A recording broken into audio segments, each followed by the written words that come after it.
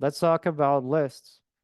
You probably have seen a bullet point list or a list with 1, 2, 3. You say in a Word document, or how do we make that of HTML? Well, first we have to open a tag for what's called a UL, which is short for unordered list. It's a list without any specific order. Basically a bullet point by its default appeal, the visuals. Okay, but then we got to do something special here. We need to include another tag within this tag. And that tag is the list item. So we're going to say li, open that tag there. Now we can type this bullet point, first point. And then we have to close the list item, the li, so less than /li greater than. Now notice this is closing this. So make sure to understand this is one thing. And that because it appears right after the opening for UL, we can say that this list item is within or is part of this UL inside. Now we can close the UL because we have a point. This closing tag is for this one. Now we can click run at the top left. You're going to see a bullet point appear with first point there. If you want to add another bullet point, simply after the closing li here, add another open, then type your second point, then you close it. Okay, close that li. This closing here is for this one. So be careful. Make sure you match a closing to every open that you write previously. Now click run. You're going to see first point, second point, and so on. Now, if you want a third point, again, you can do the same thing. Now, for the style, it doesn't matter if there's a space, if there's a line break, right? So I find it easier to visualize if every li is on its own line, like this. This is just for us to better visualize the code. And I also like to add what's called indentation, which is space to the left of the code. So because I open a UL here, typically whenever I open a new tag, I break a line and I add 2 spaces at least. And this is called indentation. So why that? Because I want to visually see that this li is within or enclosed in this UL. That's why I do that. So if I have this visually, I can see, okay, this list item is part of this UL. When we say part of was inside, was within, that means this li comes after an opening UL tag, but it's also before a closing UL tag. Okay. Now, if you want a third bullet point, just add the li there, third point, and run. And you'll see there. Now, Javier asked, how do I do the same, but without a bullet point?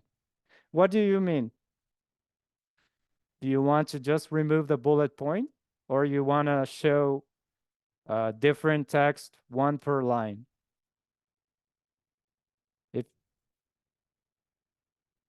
If you want to do text one per line, you don't necessarily have to use a list, right? You can just use a paragraph or even a div, as we'll learn later.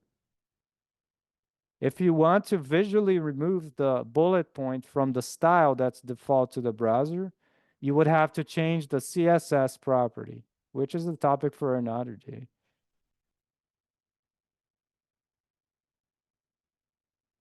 Let's say I want a navbar with no bullet point. Yeah, I understand where you're coming from. You're a bit ahead of what we're talking about here. So typically, UL, this bullet point list, in today's world, it's used for other things. For example, when you have a website, the header, right? We have a navigation bar, we have the menu, and several links up there. For example, here, right? Run, save, collaborate. Many websites today will use an UL element to have all these elements here, even though you don't see bullet points here. And it's, they use that. So technically you would see like maybe this whole thing is UL. This run is an li, this save as an li, this collaborates an li. Now to do that, obviously you have to change the default style from this UL. So you would have to remove this bullet point. Now, this is not really the topic of this class, but I'm just going to tell you how to debug things in the DevTools. So if you press the F12 key in your browser, you will see the browser developer tools panel appear here. I'm on Firefox right now, so I'm under the Inspector tab, but if you're using a Chromium-based, it should see the tab called Elements. Now, if you cannot open the DevTools with the keyboard, just right-click anywhere here on this page, click Inspect. That also opens the DevTools. Now, what's nice about the DevTools is you can point to anything you want here to inspect or analyze what's going on the HTML, on the CSS. So if you look at your DevTools, the tab bar here, to the very left side, you're going to see an icon with a pointer. If you click that, you can go to your page and point to anything you would like to have a look at. For example, let's look at the first point. I click that, it's going to highlight for me the code here as the live HTML document appears. This part you're going to see here is also called DOM, or Document Object Model. So if you ever hear that term, that's what it means. So you can see we wrote, as the code we wrote is here, right? We have a UL. If I click that, it highlight. I can hover with the mouse as well. And we can have LIs that I can expand to see the text or collapse.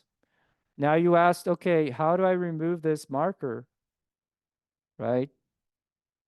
Now that's a CSS thing, but basically you would go here and you would add some CSS rule and you would get rid of that. Okay,